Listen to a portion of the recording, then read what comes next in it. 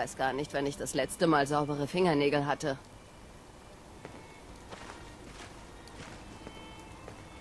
Jetzt war's, das Christi zurück in Fallout 4. Wir haben uns jetzt das letzte Mal ausgerammt. So halb. Also na, noch nicht ganz. Warte mal. Mal zu ihr laufen. Wo ist denn die Alte? Lernen aus der Geschichte, damit sie sich... Ich bring die Kleinen schon in Form. Keine Sorge. Hi, Die Waffenkammer der Burg steht dir bereit, General. Was brauchst du? Zeig mal, was du da hast. Das haben wir gerade vorrätig. Und dann verschwand sie im Kasten. Toll. 708. Ein bisschen was können wir verkaufen.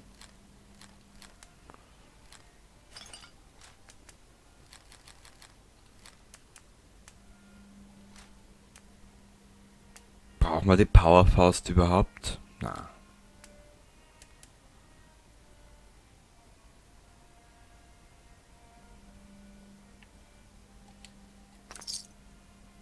So. Bisschen was hätten wir ja wieder. 255, aber sind trotzdem nicht mehr schwerer als wir LKW. Wurscht.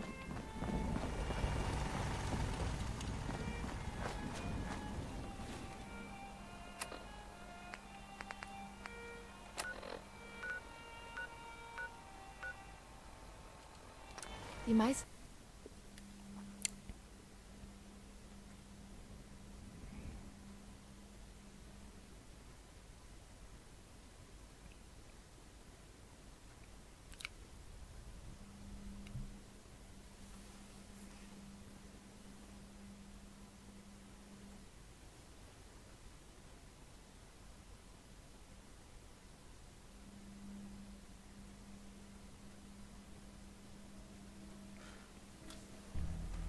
So, da.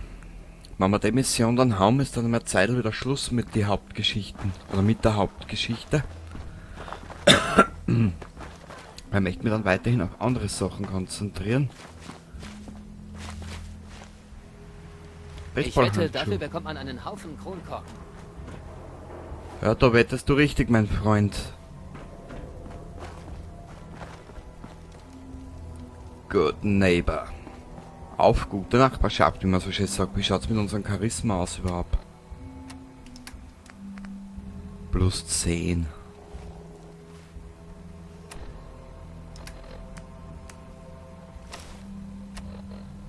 Plus 12. Sehr gut. Haha.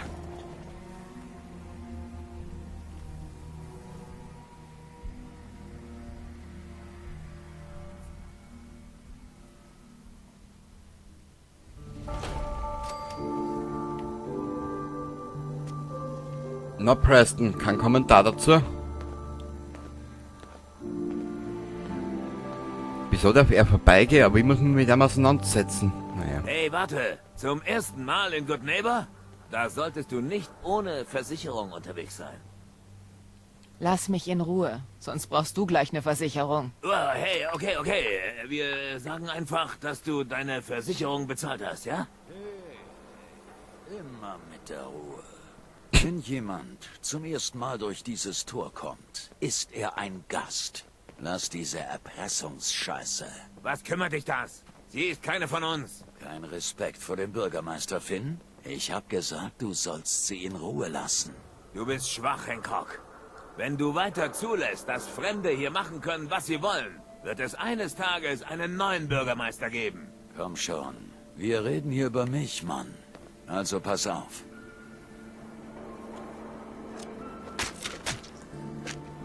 Wieso musstest du sowas sagen, hm?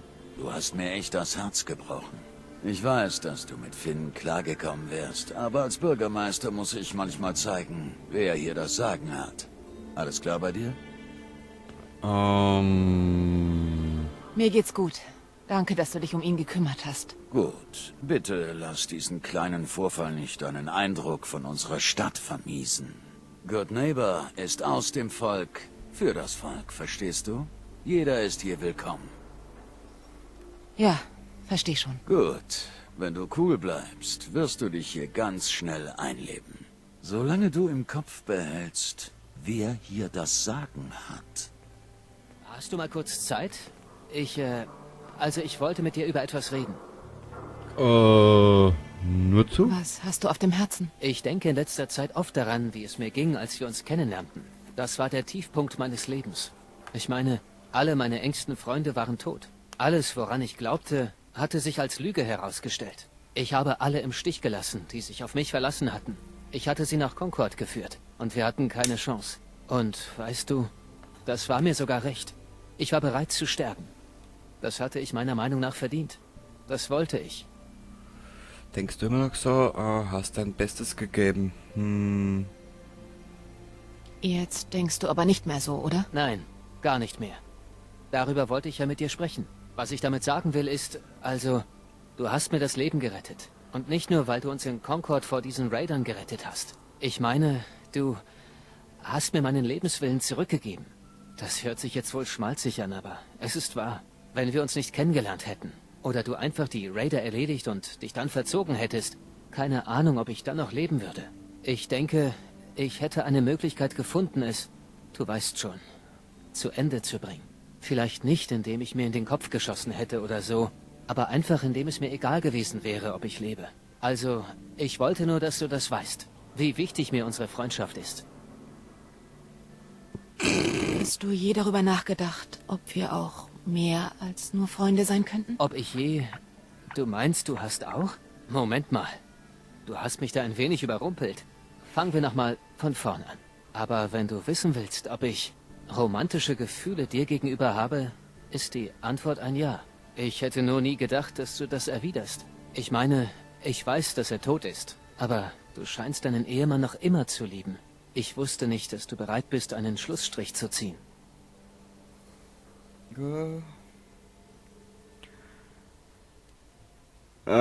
Ja. Ich bin bereit, es zu versuchen, wenn du es auch bist. Bist du?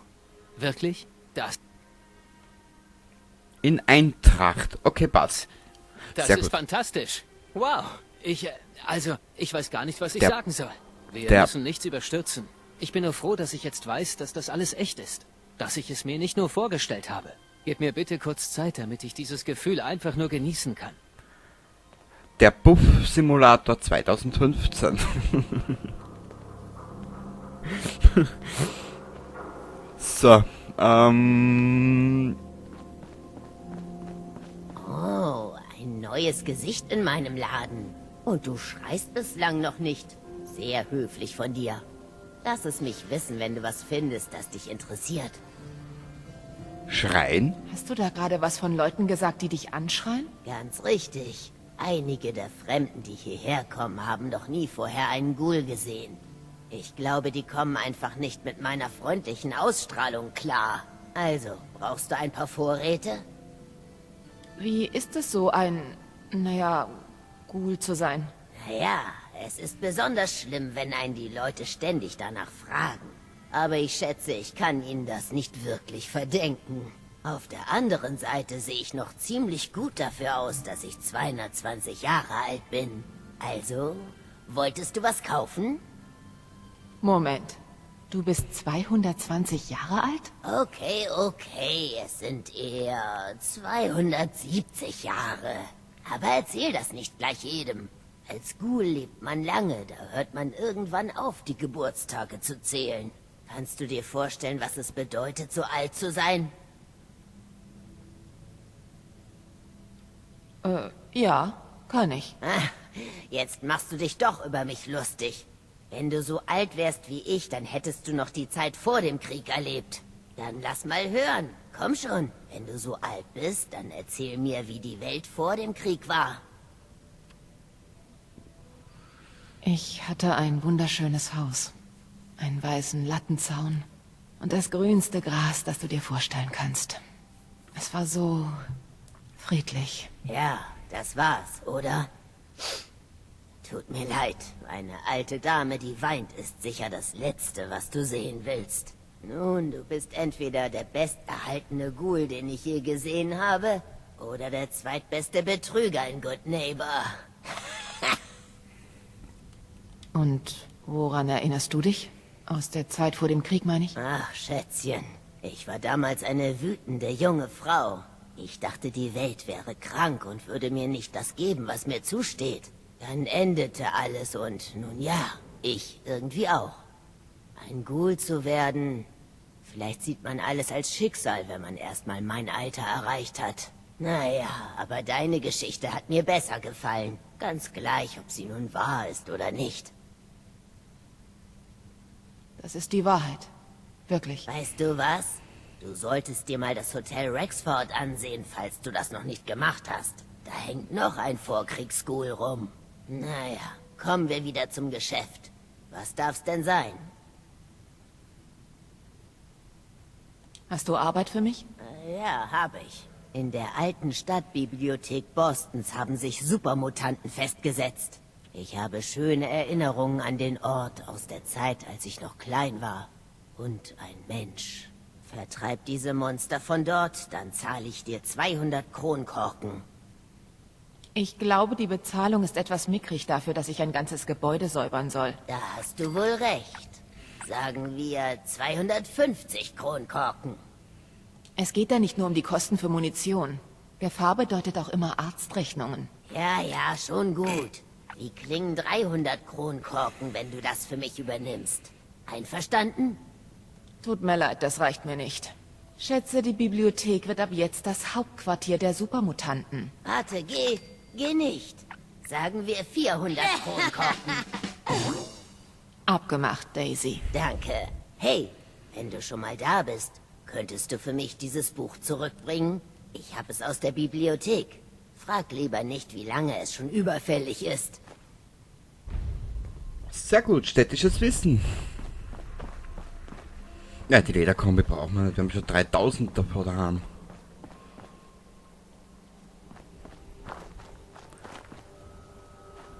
Hey, du. Oh je. Suchst du Arbeit? Was für eine Art? Kommt drauf an. Kommt auf die Arbeit an. Du wirst keinen faireren und ehrlicheren Job finden. Wenn dir etwas körperliche Arbeit nichts ausmacht und du nicht zu viele Fragen stellst, bist du dabei. Ich gebe dir 50 Kronkorken, wenn du den Job annimmst. Interesse? Nur? Da ist doch mehr drin. Dann 100 direkt auf die Hand. Das ist ein schlechter Deal. Du nimmst mich total aus. Okay. 150, wenn du anfängst. Das ist immer noch nicht genug. 200. Aber mehr nicht. Oh, Mann. Dich muss ich echt im Blick behalten. Ich brauche schon etwas mehr Informationen. Ich arbeite an einem Projekt. Einem sehr großen. Wenn die falsche Person davon erfährt, könnte es mich in ernste Schwierigkeiten bringen. Es ist also etwas Diskretion gefragt. Ich habe hier ein wackeliges Kartenhaus aufgebaut. Verstehst du? Bin dabei. Genau das wollte ich hören. Gehen wir rein. Ich erzähl dir, worum es geht. Fangen wir da jetzt schon an? Das wollte ich ja gar nicht. Aber weißt du was? Nein, wir fangen einmal ganz klar an. Ja, Preston, da musst du jetzt durch. Ich hab dein An die Skill. Arbeit zu gehen. Sagst du mir jetzt, was wir eigentlich machen? Wir ziehen einen Job durch. Fette Beute. Holen uns ein paar Sachen, die rein technisch gesehen noch nicht uns gehören. Wenn du willst, dass ich für dich arbeite, dann brauche ich mehr Infos.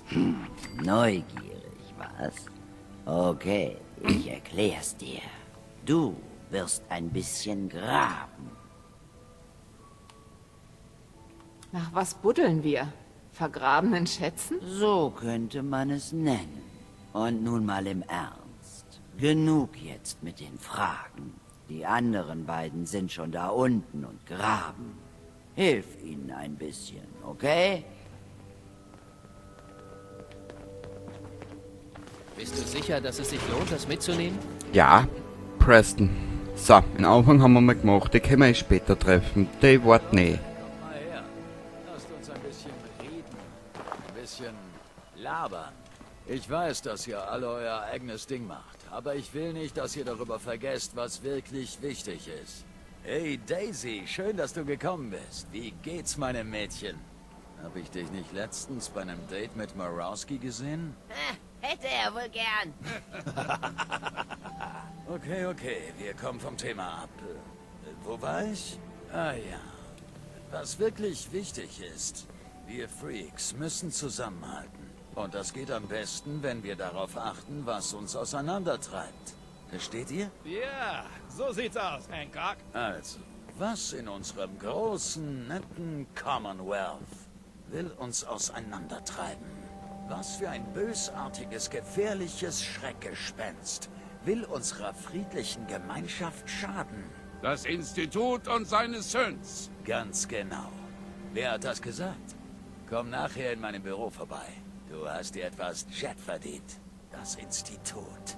Das ist der wahre Feind. Nicht die Raider, nicht die Supermutanten, nicht mal diese Penner drüben in Diamond City. Ich weiß nicht, Hancock. Ich würde McDonough schon gerne mal in den Arsch treten. Hey, ihr wisst alle, dass ich meinen ganz persönlichen Streit mit dem Idioten habe. Aber wir dürfen uns nicht ablenken lassen. Ich will, dass ihr alle das Institut im Hinterkopf behaltet. Passt auf, ob sich jemand plötzlich komisch verhält.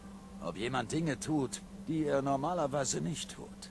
Ob Verwandte euch plötzlich ohne Grund nicht mehr sehen wollen. Wir alle wissen, wer hinter dieser Art von Scheiße steckt.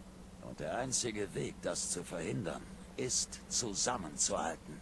Sie können uns nicht kontrollieren, wenn wir keine Angst haben.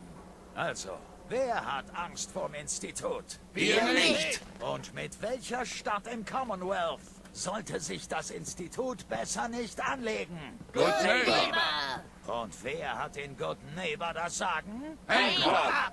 Aus dem Volk fürs Volk! Das Volk! Jetzt wisst ihr's. Aus dem Volk für das Volk. Wer auch immer diese stählerne Bruderschaft ist, diesen Schwachsinn von wegen, wir kommen in Frieden, kaufe ich den nicht ab. Junger Mann, Sie haben ja so recht. Stählerne Bruderschaft sollte sich besser von Good Neighbor fernhalten. Mehr sage ich nicht. Wer bist Lady, ich brauche mehr Stoff oder mehr Alkohol, wenn du jetzt mit mir reden willst. du? Wer bist du? Ein Gammler? Ein gammeliger Peace, Gammler? Schwester. Immer gut, Bruder. Hast du irgendwas zum Erzählen? Hab Nö. gehört, dass du den Freedom Trail lang marschiert bist. Bist du so ein, wie nennt man das noch, Geschichtsfreak? Brauchst du was zum Entspannen?